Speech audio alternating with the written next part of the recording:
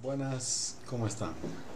Eh, Mi nombre es Jaime Ardiles y tengo una maestría en psicoterapia gestáltica y de corazón es una corriente que me gusta y me interesa mucho. Por eso quiero hablarles un poco sobre ciertos aspectos iniciales para trabajar con la psicoterapia gestáltica. Podría decirles que la psicoterapia gestáltica está muy relacionada con la vida de su fundador o creador, que era el doctor Fritz Perls. Él en un origen era también psicoanalista y había desistido eh, serlo porque llegó un momento en su vida en que él se dio cuenta de una situación muy importante, ¿no? Que estaba relacionada con las resistencias y eh, quiso comunicárselo al doctor Freud esto y no recibió buena acogida. Trató de exponerlo esto en algún lugar y tampoco, entonces se volvió una persona disidente de esta corriente por la poco interés que mostraron por su trabajo. Pero básicamente él comentaba que las resistencias en su tiempo que Freud planteaba que eran sexuales o anales que llamaba, ¿verdad? Él decía que eran orales, ¿no? Y que por la boca es que se puede manejar este tipo de situaciones y esto no fue para nada bien recibido y le fue negada esta opción, entonces él hizo un libro. Yo les decía que el libro que él primero escribió se llamaba Ego, Hambre y Agresión, que precisamente habla de esto, ¿no? Entonces es un libro muy interesante, muy interesante, donde creo que se lo ve al doctor Perls en su máxima expresión, ¿no? En este libro él plantea que, como les comentaba, las resistencias son orales y a tal punto llegó a esto que mucha gente decía, bueno, el doctor Perls creo que dice, dime cómo comes y te diré quién eres. Hasta ese punto él manejaba esta situación de la forma en que uno come, ¿no? Está muy relacionada con la agresión.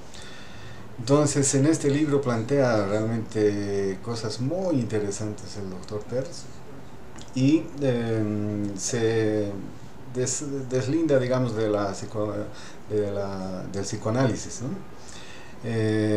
Y la nueva, digamos,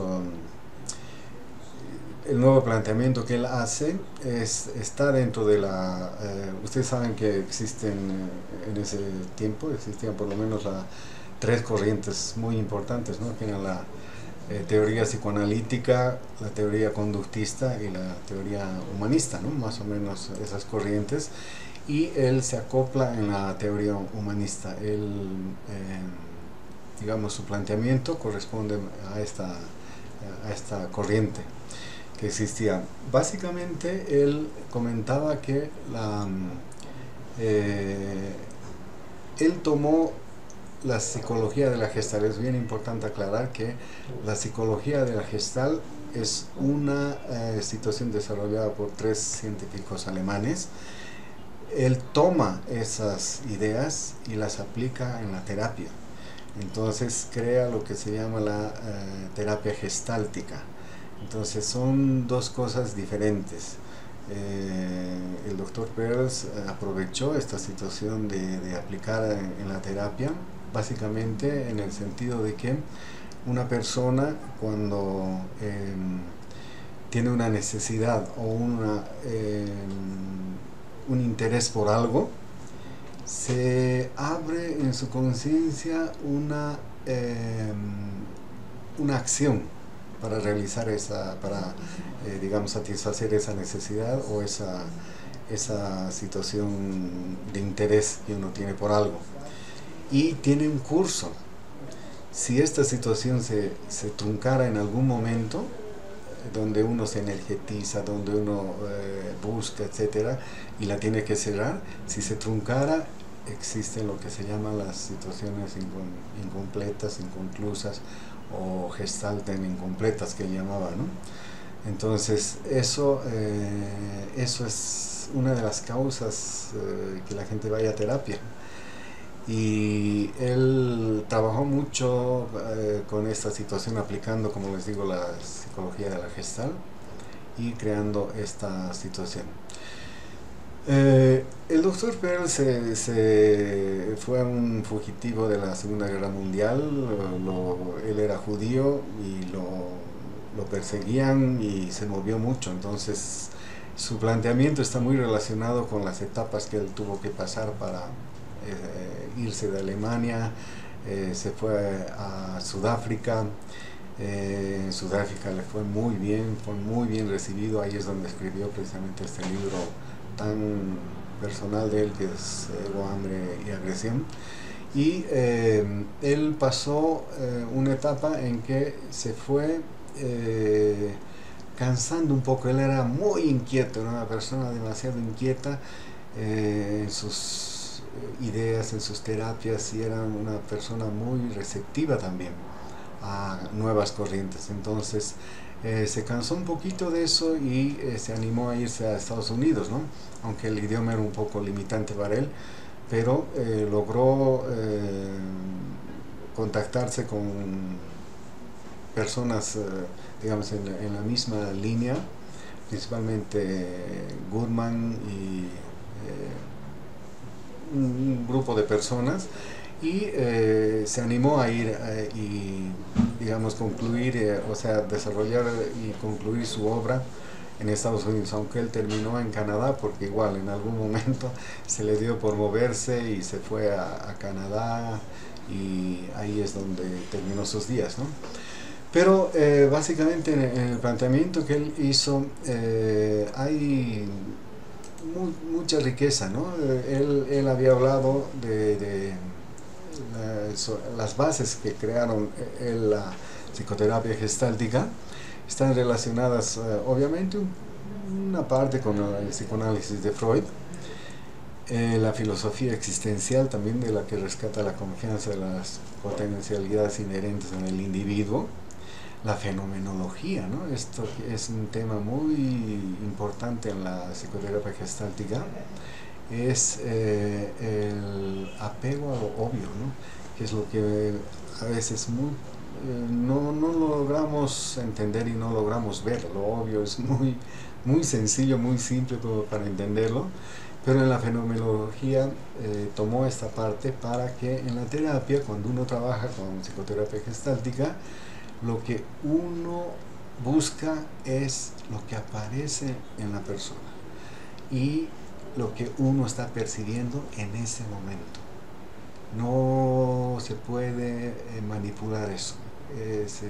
Es un principio muy importante en la psicoterapia gestáltica, y tomó de la fenomenología esta situación. Obviamente la psicología de la Gestalt tomó la teoría de la percepción, ¿no? Básicamente esta de la opción de figura, forma y fondo, ¿no? Figura comprende bueno, a ver, fondo es una situación de la conciencia donde se encuentra estable, se encuentra en equilibrio. Cuando surge algún interés o una necesidad, se forma una figura.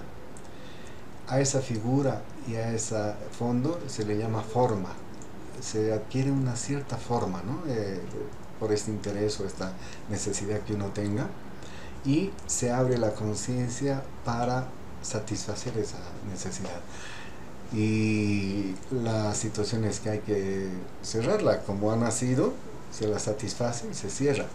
El problema está cuando no se cierra, como les comentaba, ¿no? Pero bueno, él también tomó de religiones orientales, especialmente del budismo zen, algunos conceptos que le interesaron mucho y que ahora están muy en boga, ¿no? Esto de la meditación, de la tendencia a sentir más y pensar menos. Esa más o menos es la postura en el fondo que él tomó del budismo zen. Y también él tomó situaciones de el psicodrama de Moreno. Moreno era una persona que le gustaba, como a Fritz Perls, mucho el teatro. Entonces en el psicodrama se trabaja mucha la dramatización de experiencias y sueños. Él tomó ese tipo de situación eh, para trabajar en terapia, ¿no? En terapia el psicodrama se lo lleva más como monodrama. Entonces a la persona se le hace en algún momento también dramatizar su conflicto, su, digamos, el objeto de su demanda, ¿no? En terapia. También vio mucho al señor Reich. El señor Reich era una persona que hablaba mucho que todas las situaciones que nos pasan se quedan en el cuerpo congeladas, digamos. No, si uno es como una energía que se ha quedado en alguna parte del cuerpo y empieza uno a sentir rigidez, ¿no? Y él llamaba a esta situación la coraza muscular. A Peirce le interesó mucho esto y trabajó con esta, incorporando esto también a la psicoterapia gestáltica. Así como varias corrientes, él hizo un conglomerado y a este conglomerado lo llamó lo que conocemos ahora como psicoterapia gestáltica. Ok, dentro de la psicoterapia gestáltica es importante un punto que se llama el darse cuenta. Él, bueno, como estuvo en Estados Unidos, esto se conoció más como awareness, ¿no? Awareness es nada más que un darse cuenta, pero es un darse cuenta muy importante, ¿no? Es como tomar conciencia de un hecho, eh, sin preguntarse mucho, simplemente tomar conciencia de un hecho. Y este darse cuenta es la base del planteamiento de la psicoterapia gestáltica. Este darse cuenta está en tres direcciones, ¿eh? Una es darse cuenta internamente, otro darse cuenta externamente. Él llamaba y decía, internamente es de la piel hacia adentro, esa es tu parte interna. Entonces hay que darse cuenta de todo lo que ocurre en esa situación interna. Parte externa es de la piel hacia afuera, ¿no? El otro, la sociedad, etc. Entonces esa es la zona externa, darse cuenta qué está pasando, en tomar conciencia de los hechos que ocurren ahí. Y hay una zona interesante que él llamaba la zona intermedia, que es la zona donde están las ideas, los sueños, los recuerdos, en realidad del pasado, o situaciones que muchas veces uno confunde. La realidad solamente se da en la zona interna y en la zona externa. La zona intermedia para Peirce y para muchos de los que seguimos esa corriente, en realidad no existe, es una ilusión. Por eso él llamaba también la zona de la ilusión o de la Maya, ¿no? Y precisamente eso tomó de religiones orientales, donde se toma esto con mucha seriedad, ¿no? En la psicoterapia gestáltica ocurre lo mismo. Entonces, darse cuenta de esas tres zonas que existen es muy importante. Por ejemplo, en este momento, ¿dónde estás? ¿No? Yo en este momento estoy un poco en la zona intermedia y otro poco en mi zona interna, aunque tengo conciencia también un poco de la zona externa, ¿no? Pero el asunto es darse cuenta la mayor parte del tiempo dónde estás ubicado, dónde estás tú, ¿no? Por eso se habla mucho de dónde estás y cómo estás en el trabajo en la psicoterapia gestáltica. Asimismo, podemos hablar de que este darse cuenta es un planteamiento básico en la psicoterapia gestáltica. También se habla de la monoterapia, ¿no? el monodrama es en sí el término.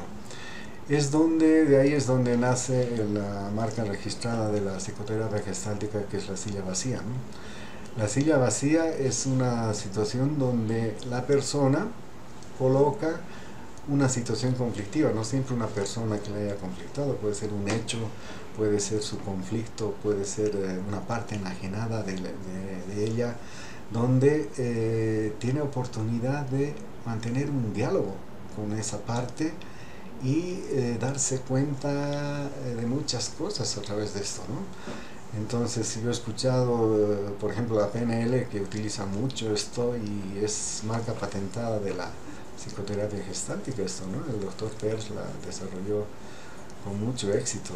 De hecho, la PNL también está fundada en los tres grandes terapeutas que existieron documentados, ¿no? Que era el doctor Peirce, Erickson y la señora Virginia Satir.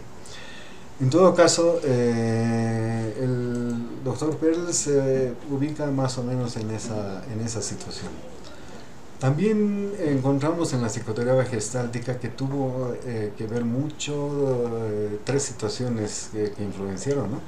Estas fueron de tres grandes psiquiatras, psicólogos de ese tiempo, que eran Adler, Karen Horney y William Reich, como hemos hablado, ¿no? De Karen Horney le impresionaba mucho su gran obra, ¿no? Que es la personalidad neurótica de nuestros tiempos, y a él coincidía mucho con esa situación que habla sobre el pasado, la historia de las personas, terapéuticamente hablando, pero lo que a él le interesaba era que esa historia no había que resolverla en el pasado. Karen Horney también planteaba algo así, sino tratar de traerlas aquí ahora y expresarlas en este momento para así poder recibir alivio respecto a eso, ¿no?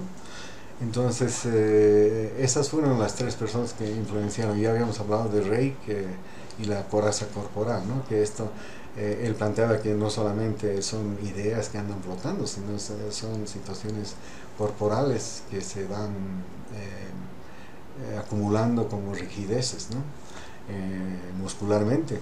Entonces, se trabaja en psicoterapia gestáltica mucho también la corporalidad. Ya van a tener una ponencia respecto a eso. Y sí, básicamente esa es la situación de este, para mí, gran psiquiatra, gran terapeuta. Nadie puede negar que el doctor Peirce era increíble realmente para hacer sus terapias. Mucha gente incluso comentaba de que él era sanador más que terapeuta, y eso se debía simplemente a que lo que él planteó realmente tenía asidero. Hay una famosa anécdota donde había una persona que tartamudeaba y estaba en su público, y en algún momento él solicitó quien quisiera trabajar, y esta persona se propuso trabajar con él. Y él le dijo, bueno, ¿qué quieres decirme? Y la persona le empezó a hablar y empezó a no poderse expresar. Y él empezó a percibir eso. Y le dijo que se encontraba muy frustrado y con mucha ira porque la gente se hace la burla de él y todo eso, ¿no? Y él le dijo simplemente, ok, no, tranquilo, y cuéntame, nárrame, ¿qué más ocurre contigo?, etcétera. Pero tomó un lápiz y le dijo, ¿puedes contarme lo mismo que me has contado con este lápiz en la boca, por favor? Bueno, él se propuso hacerlo y el lápiz lo atravesó en su boca y siguió hablando.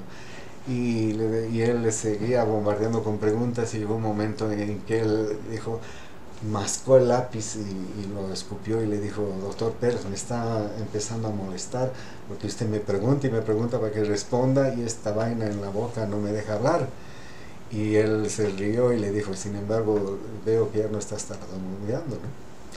Y él dijo, creo que sí, ¿no? Y la gente empezó a asombrarse todo, pero era simplemente porque él había aflojado lo que él hablaba, ¿no? De que en la masticación está hay muchas resistencias, y esta situación de rabia que él pudo expresar al masticar el lápiz y escupirlo, de alguna manera le alivió eso, y no era ninguna cosa fuera de lo común, pero sí era el conocimiento que el doctor Pels tenía, ¿no? Entonces, como estas hizo muchas demostraciones que le llamaban el doctor Pels y su circo, donde hacía todo este tipo de cosas, pero básicamente él hablaba de que la psicoterapia gestáltica se la tendría que tomar como una forma de vida más que una terapia de momento que te ayude a salir de alguna situación complicada que tengas. Él planteaba de que viviendo con esta línea, la persona se equilibra y vive una vida de mucha calidad, como muchos experimentamos. Quiero acabar